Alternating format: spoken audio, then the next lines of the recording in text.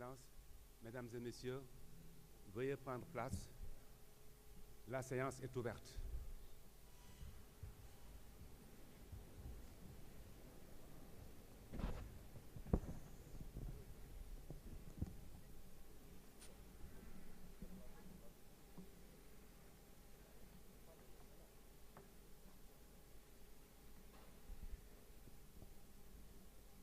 Madame le greffier en chef, veuillez donner lecture de l'affaire inscrite au rôle. Prestation de serment et installation de Monsieur le Président de la République du Sénégal.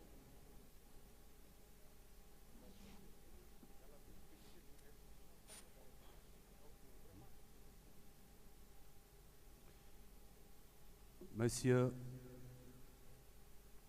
Diaw Diouf, Madame Bousso Diaw Fall, veuillez conduire le Président de la République et l'installer à la place qui lui est réservée.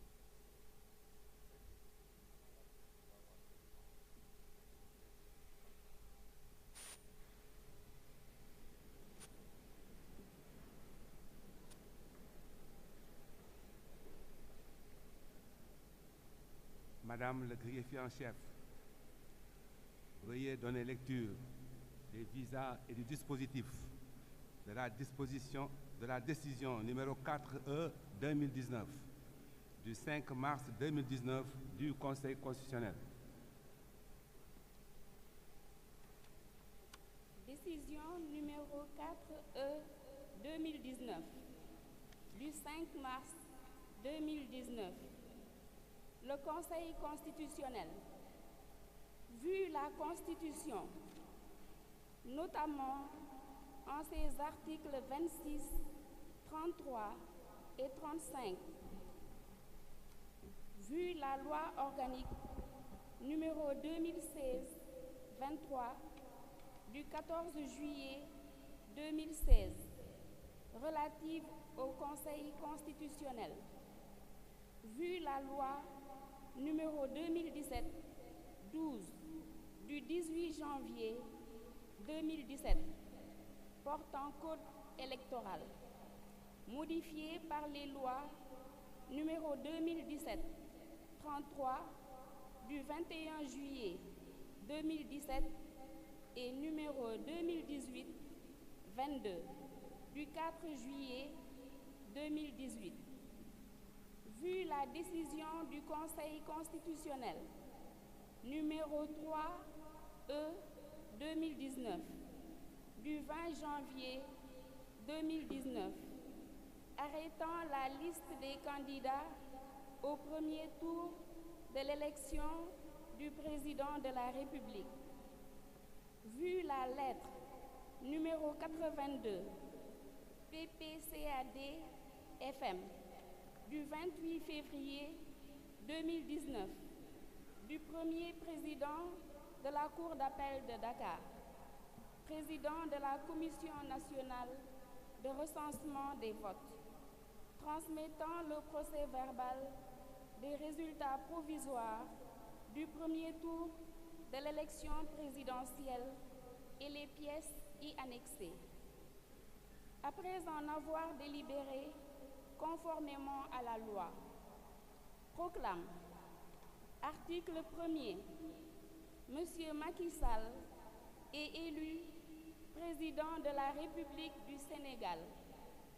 Article 2, la présente décision sera affichée au greffe du Conseil constitutionnel et publiée au journal officiel de la République du Sénégal. Monsieur le Président de la République, le 24 février 2019, à l'issue du premier tour de scrutin de l'élection présidentielle, vous avez recueilli 2 555 426 voix, soit plus de 58% des suffrages exprimés, ce qui vous a permis d'obtenir la majorité absolue requise pour être élu au premier tour. En vous réélisant avec cette forte majorité dans un scrutin marqué par un taux de participation rarement égalé, plus de 66% des électeurs ayant accompli leur devoir civique, le peuple sénégalais souverain vous a renouvelé sa confiance. Cette consultation électorale, qui s'est déroulée dans des conditions de transparence telles qu'il n'a été relevé aucun fait ni aucune irrégularité de nature à altérer la sincérité et la crédibilité du scrutin, n'a du reste donné lieu à aucune contestation. En conséquence, le Conseil constitutionnel, en application de l'article 35 de la Constitution, vous a proclamé élu président de la République. En cette journée du 2 avril 2019, dans cette séance publique et solennelle, le Conseil constitutionnel, conformément à l'article 37 de notre loi fondamentale, va recevoir votre serment et vous installer dans vos fonctions. Par cette cérémonie quasi rituelle, il vous incombe de prendre un engagement à la fois juridique et moral, celui de tout mettre en œuvre pour la réalisation des rêves de bonheur, de prospérité, de justice et de sécurité de vos concitoyens. Vous êtes appelés à prendre cet engagement dans un contexte mondial où même les vieilles démocraties sont en proie à une crise profonde des valeurs républicaines à travers la résurgence des idéologies obscurantistes et extrémistes qui ont fini de décomplexer le discours suprématiste, racial, le repli identitaire et l'intolérance religieuse. Vous êtes aussi appelés à prêter ce serment dans un contexte africain encore marqué par l'instabilité politico-militaire, l'extrémisme violent et les conflits ethnico-religieux, et dans un contexte national où des clivages de tous ordres se font jour. Vous avez assurément pris la mesure de l'ampleur de la tâche, puisqu'après 7 années à la magistrature suprême, vous avez décidé de vous présenter à nouveau devant vos concitoyens avec comme principal argument vos réalisations et votre vision de l'avenir déclinée dans le plan Sénégal émergent. En vous renouvelant leur confiance, vos concitoyens ont pour le moins validé votre bilan et adhéré à votre projet de société. Le Conseil constitutionnel vous exprime par ma voix ses très chaleureuses et sincères félicitations. Excellences, Mesdames et Messieurs, chers concitoyens, le Sénégal vient encore une fois, à travers ce processus électoral, de marquer son attachement aux valeurs démocratiques qui constituent les fondements de la République. Cependant, si l'élection présidentielle est, comme indiqué tantôt, le moment du bilan pour le président de la République sortant, elle constitue également un moment d'introspection générale au plus profond de notre moi collectif et un critérium pertinent permettant de mesurer la maturité de nos institutions républicaines, de notre conscience citoyenne et aussi l'ancrage de nos élites politiques et intellectuelles dans ce qu'il convient d'appeler une culture de l'état de droit. Le pacte démocratique et l'état de droit supposent en effet un rapport positif à la loi et aux institutions, c'est-à-dire, pour reprendre le mot de François Host, une inclination à la civilité républicaine. Il suppose en outre un respect mutuel et un esprit de dépassement entre les acteurs du jeu politique en vue de surmonter la suspicion entre adversaires politiques afin de trouver un minimum de consensus sur les questions essentielles, notamment en matière électorale.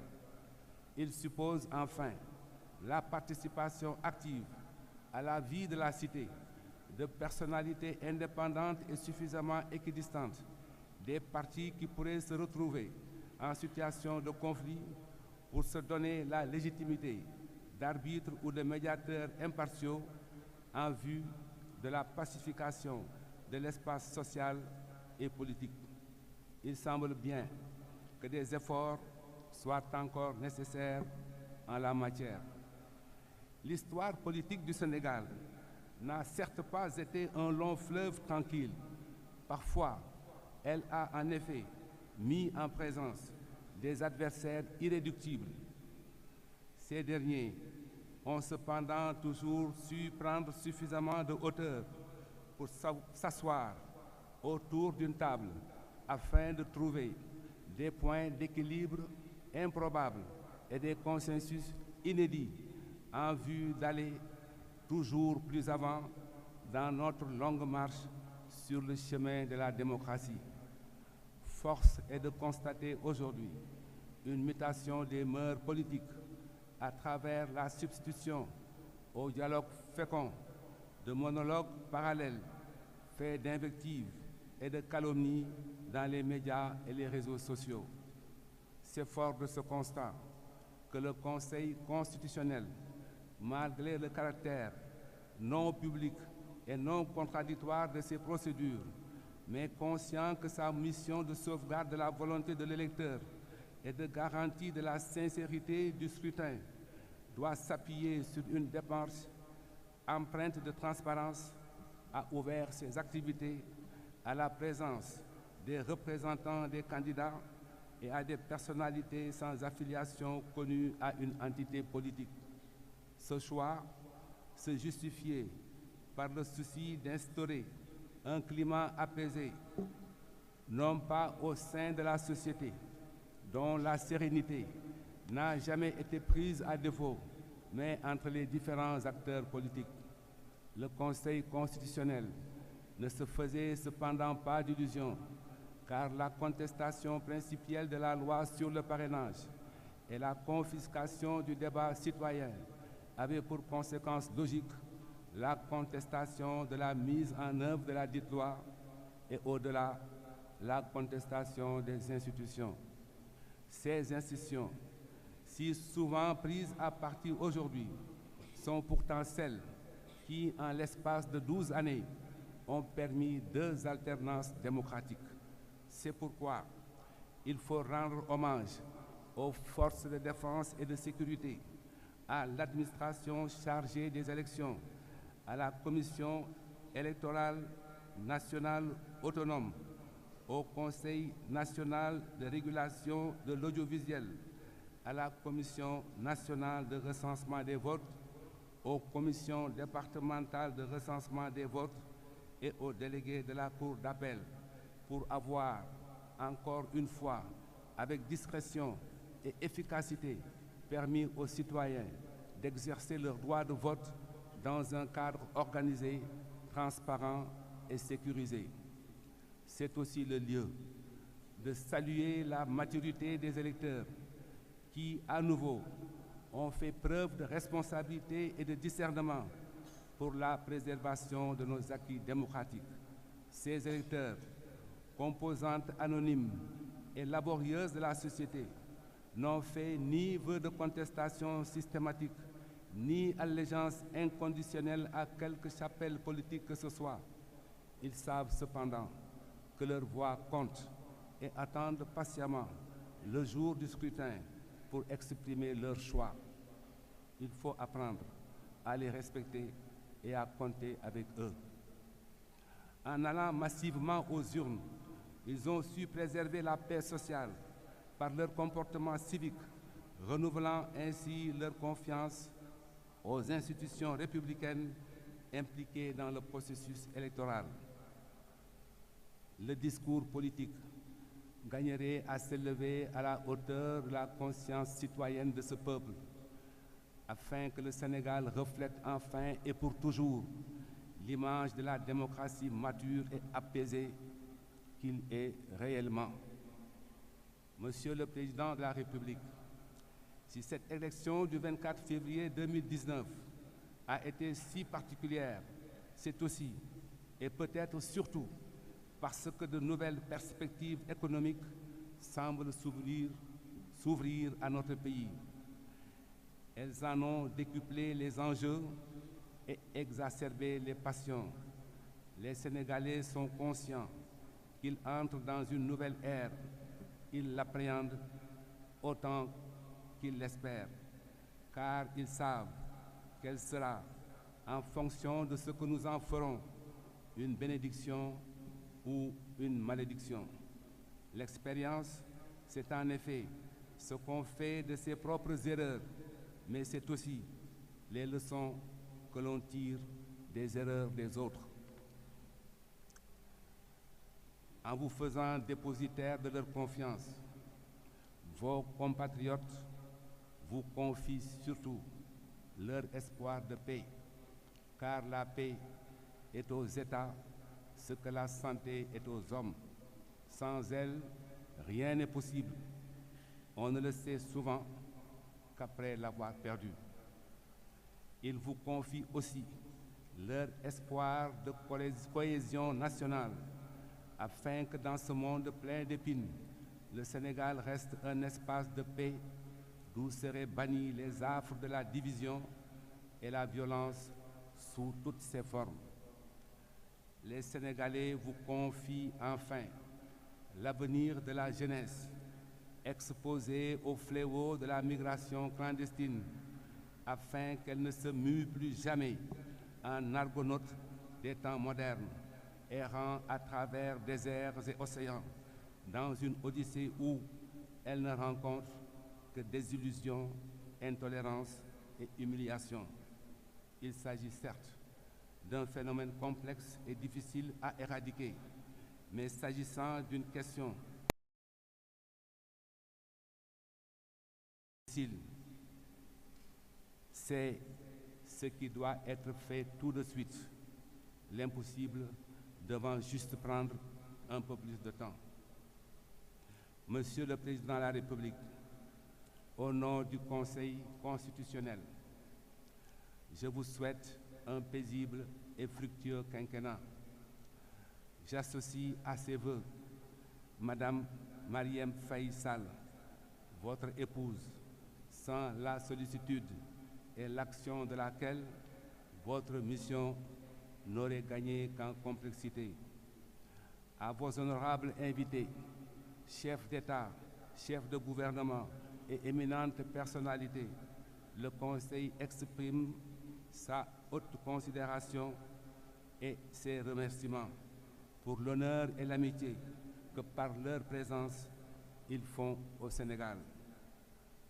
Monsieur le Président de la République, à compter de ce jour et pour les 5 années à venir, il vous incombe, incarnant la nation et symbolisant la République et ses valeurs, d'assumer à nouveau la plus haute charge de l'État. Que Dieu, le Tout-Puissant, vous y aide.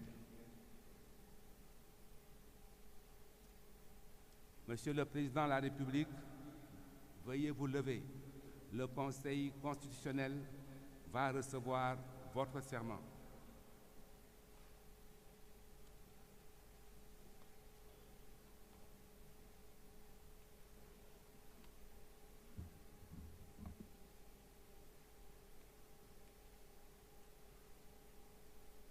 Devant Dieu et devant la nation sénégalaise, je jure de remplir fidèlement la charge de président de la République du Sénégal, d'observer comme de faire observer scrupuleusement les dispositions de la Constitution et des lois, de consacrer tous mes efforts, toutes mes forces à défendre les institutions constitutionnelles, l'intégrité du territoire et l'indépendance nationale, de ne ménager enfin aucun effort pour la réalisation de l'unité africaine.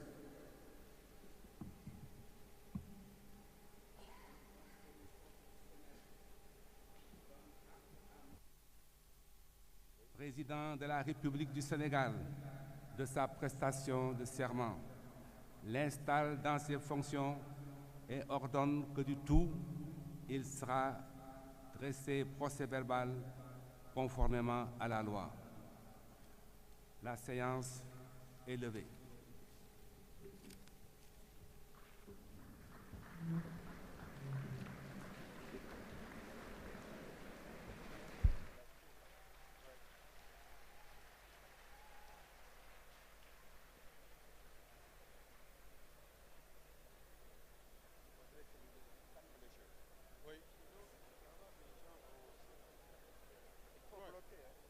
Oui, il faut bloquer. Ça qui a manqué au début, quoi.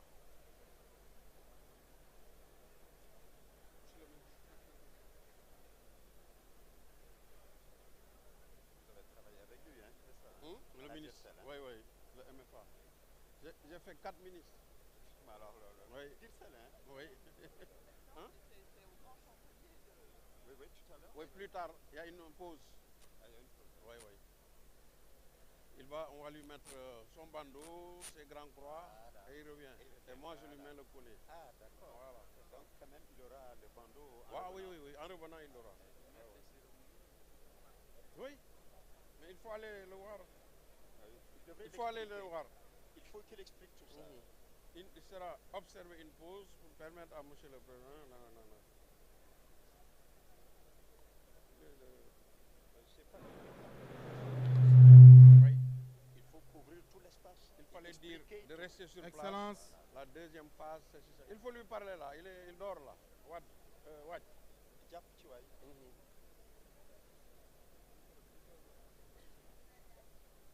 Il ne dit rien. Il est en train de regarder là. Il faut rappeler la deuxième étape. En micro-bi là. Ah, Obasanjo est là. Oui, oui. On le retouche là, on l'a un peu. Excellences, Madame, Messieurs les chefs d'État et de gouvernement, Mesdames, Messieurs, la deuxième partie de la cérémonie d'investiture va démarrer dans quelques minutes. Bientôt, il y aura la remise du grand collier à son Excellence, Monsieur le Président de la République, par le grand chancelier de l'Ordre national du Lion.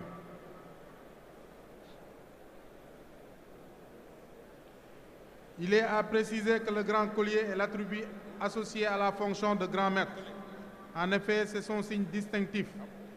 Il est formé d'une chaîne d'or composée de 13 médaillons réunis entre eux par des S affrontés.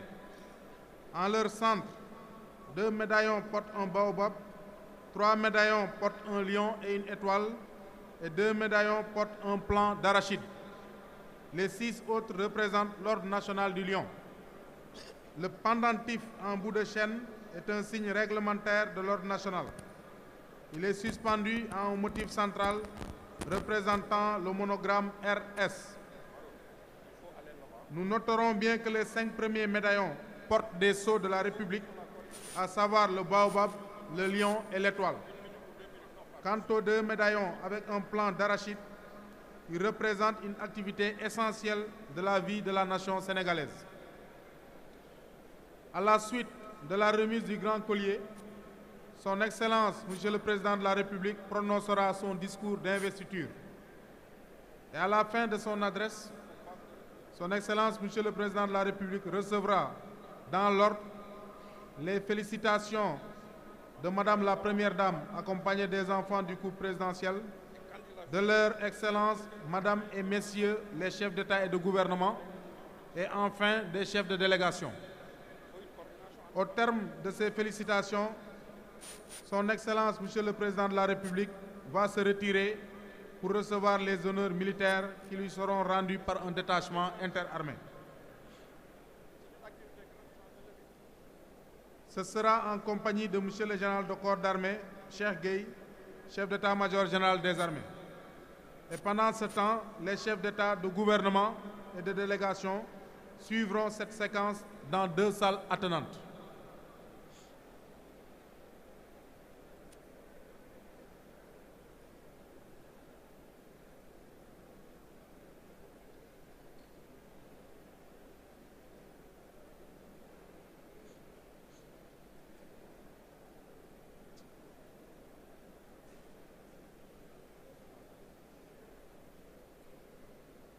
Nous vous prions de bien vouloir vous rasseoir, la cérémonie n'est pas encore terminée.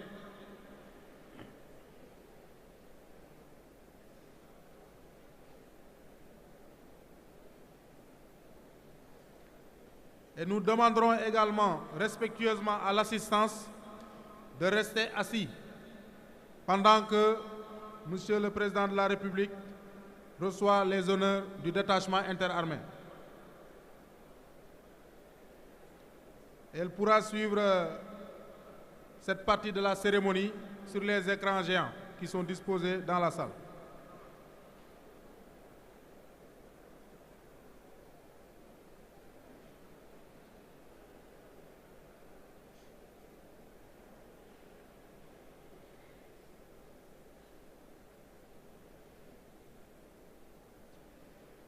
À présent, le grand chancelier de l'Ordre national du Lion, Monsieur le Général de corps d'armée, 2e section, Maïseignan, va remettre le grand collier à Son Excellence, Monsieur le Président de la République, grand maître de l'Ordre national du Lion.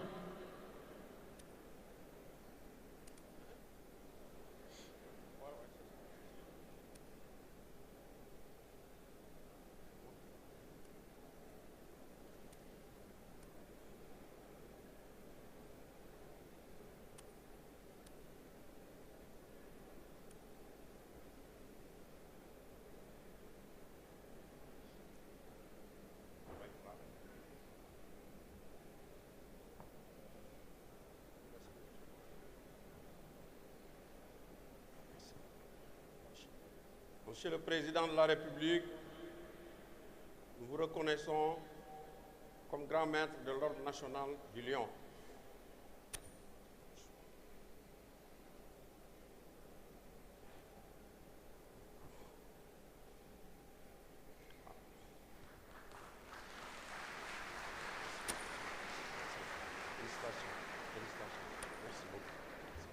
Mesdames et Messieurs, nous vous demandons de bien vouloir écouter le discours de Son Excellence, Monsieur le Président de la République.